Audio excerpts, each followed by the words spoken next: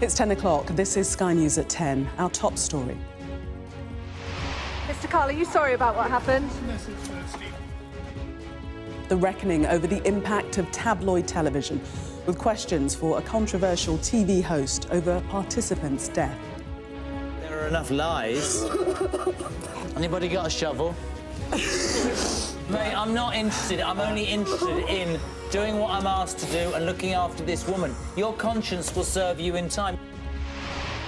Jeremy Kyle defended himself at the inquest into the death of Steve Diamond, who he'd accused of lying on a never-broadcast episode of his show.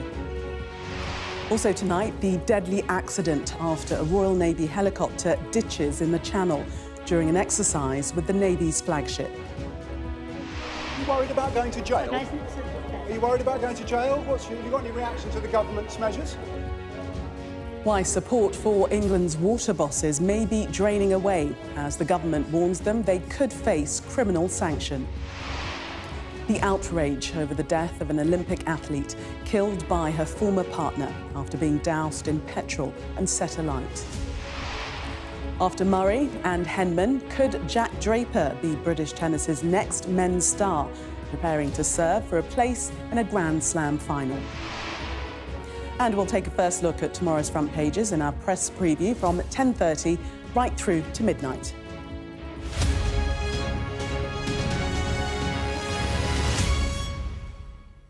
Good evening. It is an uncomfortable watch and some might say an indictment of television at its worst.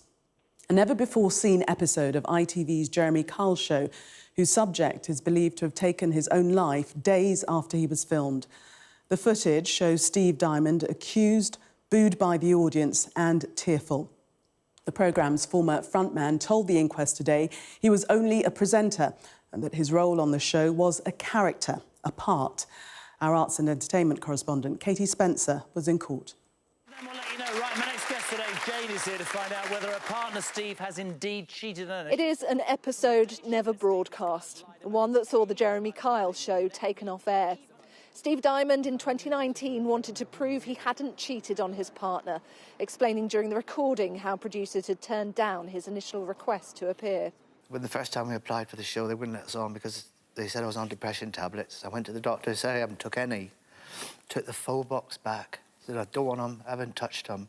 Returning after he'd stopped his medication and got a GP note which allowed him to do the lie detector test. But things didn't go to plan. Just so you're aware, you failed every single question.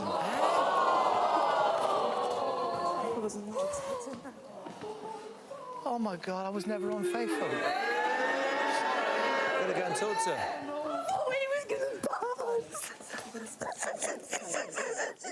But I wasn't. I've never been unfaithful. 7 days after the recording, Steve Diamond died of an overdose and heart problems at his home in Portsmouth. After the show, he'd been distraught. More familiar with asking questions, tables turned on Jeremy Kyle, summoned to answer accusations he'd overstepped the mark.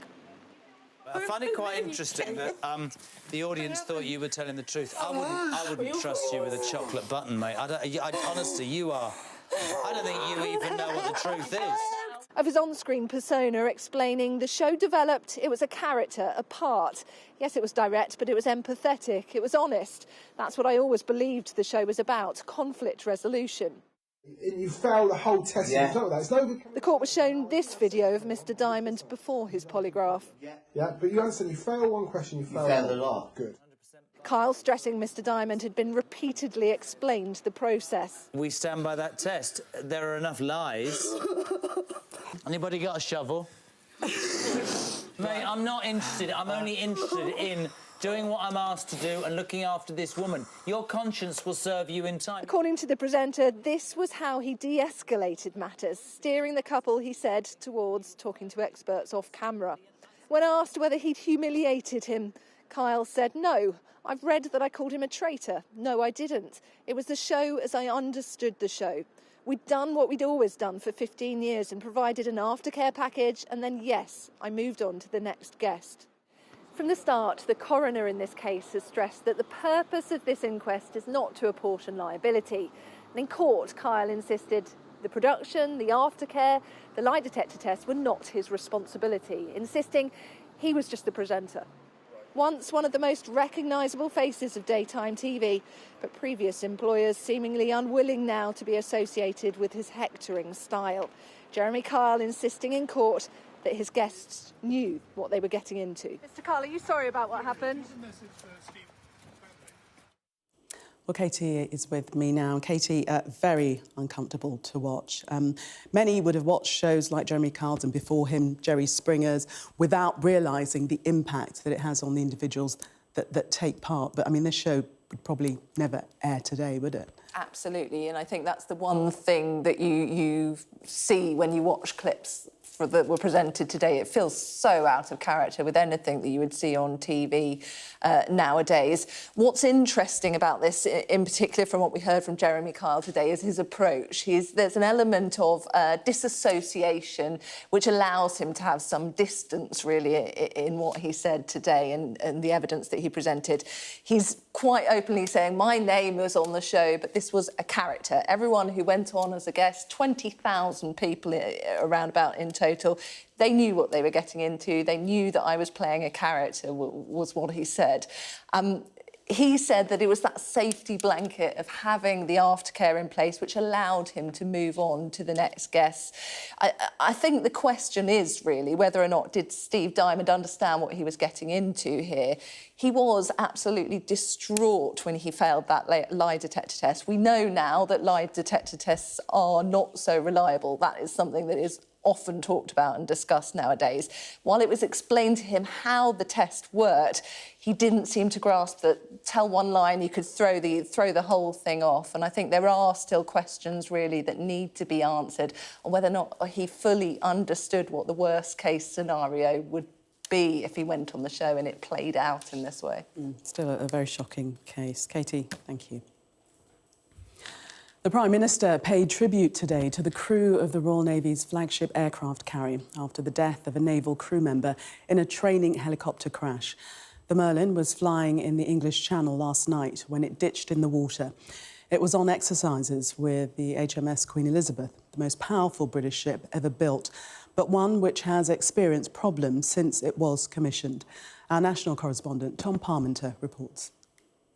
When the aircraft carrier HMS Queen Elizabeth left Portsmouth Harbour at the start of this week, she was heading out for equipment trials and training. But last night, off the Dorset coast, a Merlin Mark IV helicopter similar to this one crashed during that training. The victim has not been named, but his family has been told. Operating an aircraft from a ship at night, wherever it might be, has enormous challenges. I salute all naval aviators in their pursuits, and I wouldn't want to be in their place in the front of that aircraft operating at night over water. It's a challenging place to be, which is why they are so highly trained. Aircraft tracking shows 2 Merlin helicopters were operating off the coast of Dorset last night. Both were airborne at 8:40 p.m. By 8:52, both disappeared from tracking. Just over 30 minutes later, at 9:25, a search and rescue helicopter arrived from Solent Airport. The Prime Minister said, "My thoughts are with the family and loved ones during this painful time. I pay tribute to the ship's company, particularly those involved in the search and rescue operation." 2 others on board the helicopter were rescued from the sea. The Queen Elizabeth aircraft carrier is the Navy's biggest vessel. After years of delays, she entered service in 2020 and is capable of carrying up to 65 aircraft. The Navy has 2 types of Merlin helicopters, the Mark II and the Mark IV. The Mark IV can lift close to 4 tons, move at speed and fly up to 750 miles. They're often used as air support for the Royal Marines. They do have good safety records, but this incident underlines the dangers the armed forces confront, whether they are on operations or preparing for them. Tom Parmenter, Sky News. Well, let's speak to our correspondent Daniel Henry, who's in Portsmouth for us tonight. Daniel, the investigation into the incident ongoing, but the identity of the naval crew member not being released at the moment. That's right, that's right. The investigation is underway, is ongoing, and I think it's going to be complicated by the fact this incident took place at night. Trying to find any kind of relevant material in the dead of night when it sees black like this is going to be very, very difficult for the investigators, but that is what they'll have to do if they're going to get to the bottom of what happened here.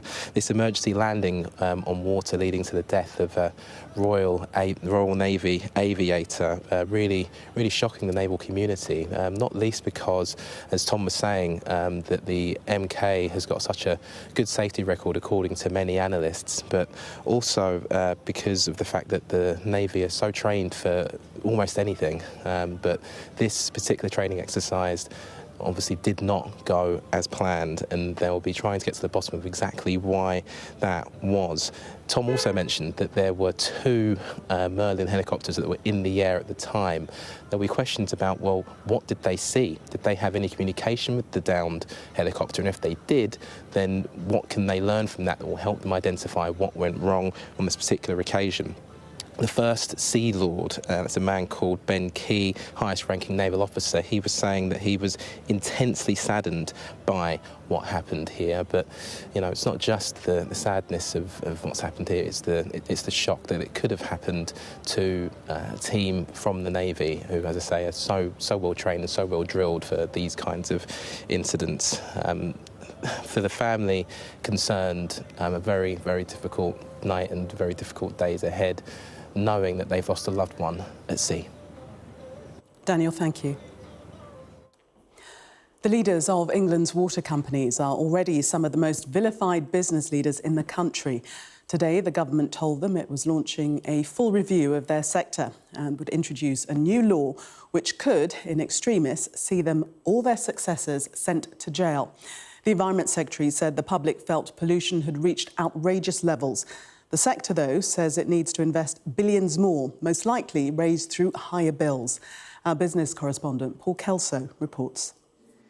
Gathered at a rowing club on the Thames, the water industry, including the bosses of some of the most loathed companies in Britain, politely invited to hear the new Environment Secretary threaten them with jail. It will make sure that water companies are held to account. This bill will make it easier for the Environment Agency to bring criminal charges. Criminal prosecutions and banning bonuses, the headlines of new legislation designed to pressure executives who've earned millions and delivered billions to investors, while raw sewage ran into rivers. Liv Gofford, are you worried about going to jail? Are you worried about going to jail? Have you got any reaction to the government's measures? I'm just going to focus on what's best for communities and customers. You cut payouts to shareholders because of pollution, but you still took a dividend, a bonus yourself.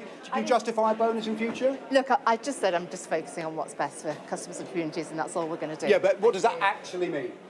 The boss of troubled Thames Water, who got a 6-figure bonus as he warned the company may run out of cash, still confident he can bail it out.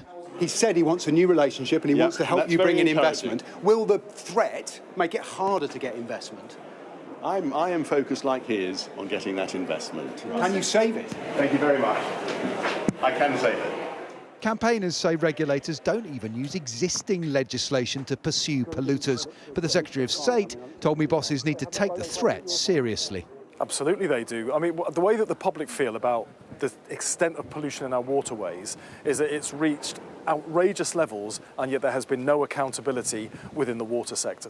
These measures are meant to sound tough. More significant will be a review of the entire industry, starting in the autumn. The threat of losing their bonuses or even going to jail might focus minds in water company boardrooms, but the reality of our privatised system is the government needs these bosses to raise the billions of pounds in investment required to fix the system. If they can't, that only leaves bill payers and taxpayers to fill the gap.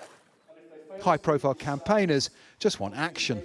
I've watched as those minnows, those sticklebacks, those damselflies, dragonflies and kingfishers have disappeared from the waterways where I grew up as a child, cutting my teeth as a naturalist.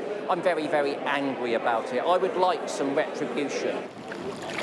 For now, customers will pay, with bills due to rise at least 20% next year, and wholesale reform years downstream. Paul Kelso, Sky News on the Thames.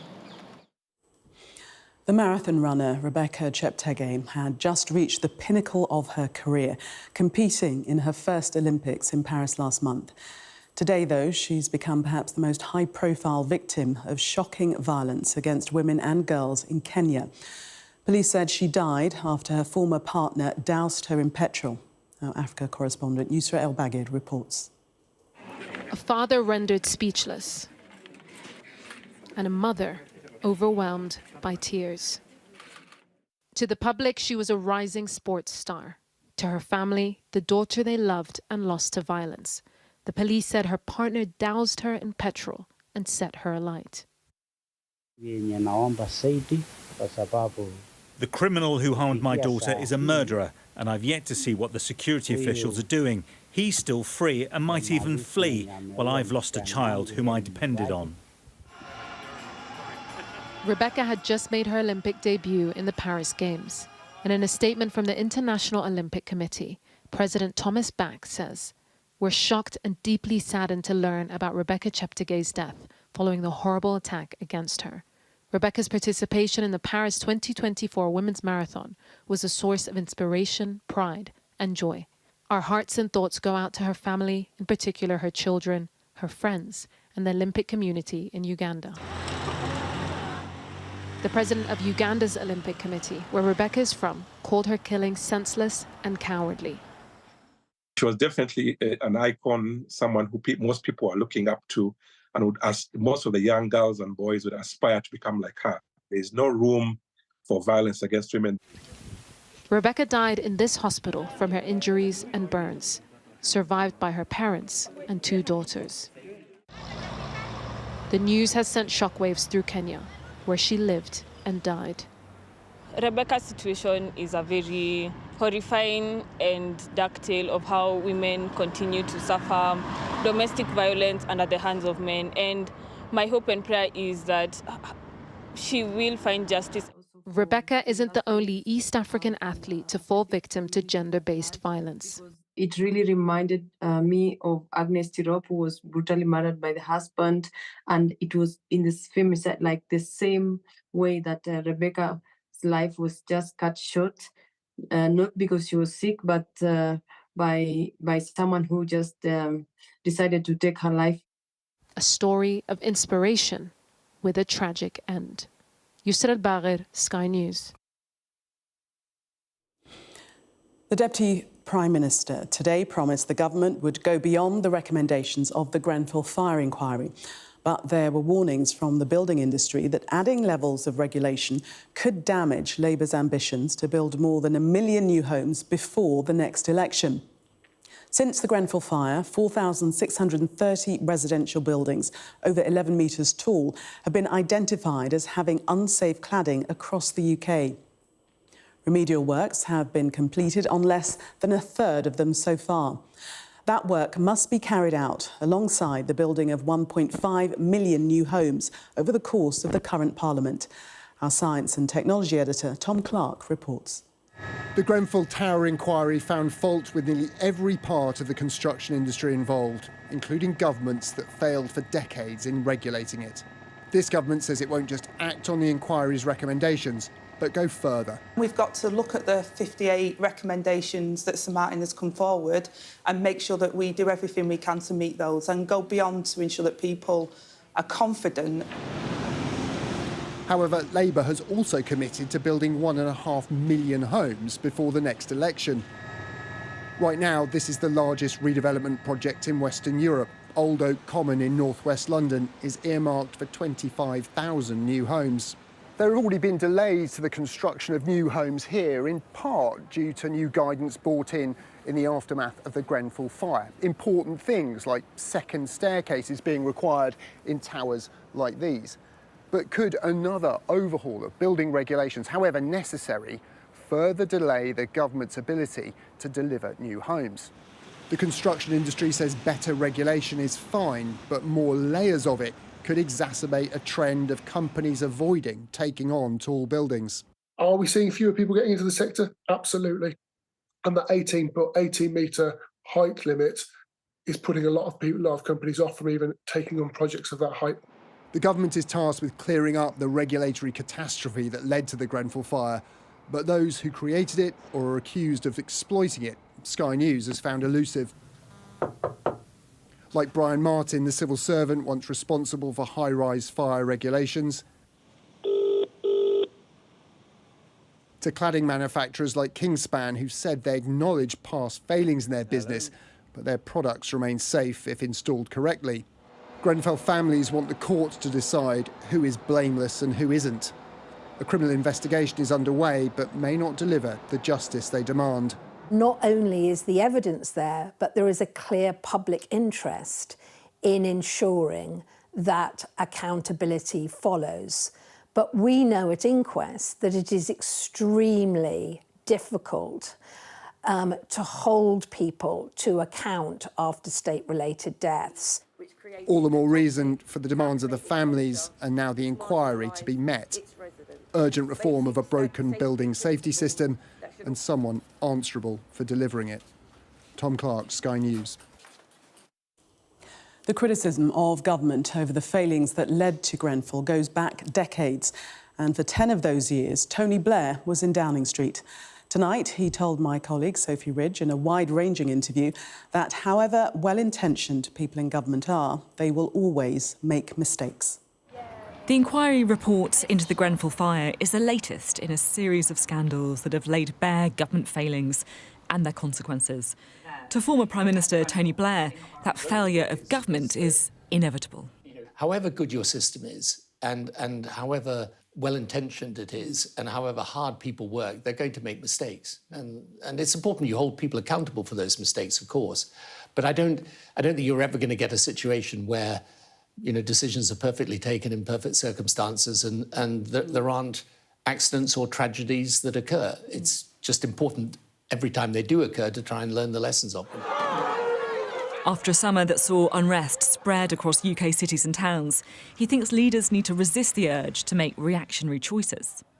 Taking responsibilities, not the same thing as saying, OK, this is what you think, so I'm just going to go and try and do it. You've got to engage people in a dialogue.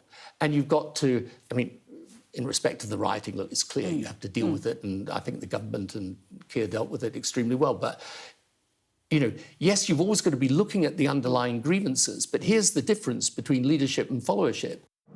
Since his time in power, there's been a resurgence of populism. I asked him what he makes of the rise of the so-called political strongmen. You've spoken in interviews recently about Donald Trump, about Vladimir Putin. One person who I am quite interested to get your perspective on is Benjamin Netanyahu. What kind of leader do you think he is? Well, look, I'm still involved quite a lot with what's going on in the Middle East right now. And so I'm not going to get into commenting on individual leaders, since that wouldn't be very helpful to what I'm doing. The most important thing is that we get a ceasefire that's sustainable and that we find a path back to some concept of security for the Israelis and self-determination for the Palestinians. Tony Blair may not now be in power, but he's still trying to answer fundamental questions of leadership. Sophie Ridge, Sky News. The Prime Minister has welcomed an investigation into Ticketmaster, the main company responsible for handling the sale of tickets for the Oasis reunion tour. The Competition and Markets Authority said its investigation would include how so-called dynamic pricing may have been used and will scrutinise whether the sale breached consumer protection law. Ticketmaster has defended its position, saying prices were set by event organisers. The Crown Prosecution Service has dropped indecent assault charges against the jailed film director Harvey Weinstein. The 72-year-old was facing 2 criminal charges relating to an incident in London in 1996. But authorities say there is no longer a realistic prospect of conviction. The former EU Brexit negotiator Michel Barnier has been named as the new Prime Minister of France. He's been tasked with forming a unity government in Paris nearly 2 months after a general election, which resulted in a hung parliament. Well, in the last few minutes, President Biden's son, Hunter, has pled guilty in a US court over tax charges. It follows his conviction over gun charges earlier in the summer. Our US correspondent Mark Stone is in Washington, D.C. for us tonight. Mark, this is a last-minute change of plea, isn't it? Very much so. This is a surprise, and I think it's taken everyone in the courtroom and beyond, the courtroom in Los Angeles and beyond, by surprise for sure. You're right, a few months ago he was convicted on gun charges on this side of the United States, but everyone was expecting that he would fight the tax charges against him. 9 counts, 3 felonies, 6 misdemeanors for failing to pay tax and for submitting fraudulent tax forms. The expectation was that he would fight that case, that he would plead his innocence. But today, on the first day, which was supposed to be just all about jury selection, his team changed their plea, said, first of all, they'd put forward something called an Alford plea, which is a little used mechanism where the person accused does not accept the crimes against them, but does accept the sentence that the judge puts forward. The judge effectively rejected that, and so then Hunter Biden's team said, fine, our client will plead guilty, and so he did, to all 9 counts, which means that when he is sentenced in December, he will almost certainly face a custodial sentence. He will face time in a federal prison. So why has he done this? Well, 2 reasons, I think, although this is just speculation here on this side of the Atlantic. Certainly, it would have been a very embarrassing trial. He has a very checkered past, a problem, a struggle with drugs. All of that would have come into this trial. But also the speculation is that Joe Biden, his father, as president, can and will pardon him so that he will avoid jail time. Now, what's interesting is that right up until today, Joe Biden has been saying he will not pardon his son. But there is an expectation that given President Biden is not seeking re-election, he has that period after the election in November and when he finally leaves office. That is a period of time where he effectively has nothing to lose and he could pardon him. So this is an extraordinary turn of events for sure. Mark, thank you. Finally, he's been described as the heir to Sir Andy Murray's mantle as the country's leading men's tennis player. Now, Jack Draper is beginning to emulate his hero on court as well. The new British #1 will compete tomorrow night for a place in the final of the US Open. His run to the semi-finals, his best performance in a Grand Slam to date. Sky's Molly Malone has been finding out more about our newest tennis star. If you're not into tennis, you might not have heard of him. But that could be about to change. Jack Draper is heading for the US Open semi-finals. It's amazing, honestly, to be out here, my first match on the biggest court in the world. Honestly, it's a dream come true for me. He is the first British man to reach this point since Andy Murray more than a decade ago. 22 years old and fast making his mark. He can be like a star player soon. I didn't know about him much, but I think he's going to make a name for himself. If that's on the world stage, well, back home at his old school in Surrey, with Tim Henman as another famous alumni, they've always seen him as a player with potential. He really did stand out. He was always super determined, always very talented with his strokes. Probably 14, 15, we knew he was going to be really something quite special. In tennis circles, Jack Draper is known. His father, Roger, the former head of the game's governing body. But it was the Wimbledon Juniors in 2018 where Draper first showcased his ability to a wider audience. Before going on to gain impressive victories against Yannick Sinner, the current world #1, and Carlos Alcaraz at Queen's Club this summer. At times, it wasn't plain sailing, set back by injuries which stunted his progress. Though still, an inspiration for the next generation. There's someone to look up to, the way he carries himself on court and the drive and the motivation he has is something that is really important for me. If you have role models like Jack and you strive to do everything he does, I think it's possible for anyone to make it. You just have to work hard enough. Draper's challenge will change come Friday as he faces the world #1 in the semi-finals. A nation will be hoping British tennis might be about to gain a new star. Molly Malone, Sky News. Well, that was Sky News at 10. Coming up, we'll take a first look at tomorrow's newspapers in the press preview. Tonight, we're joined by Conservative Home's Deputy Editor, Henry Hill, and the journalist and broadcaster, Sangeeta Maiska. Amongst the stories we'll be discussing, this on the front of the Mail. Its headline, Rwanda's back, but it's Germany planning to use it. Do stay with us, we'll be right back.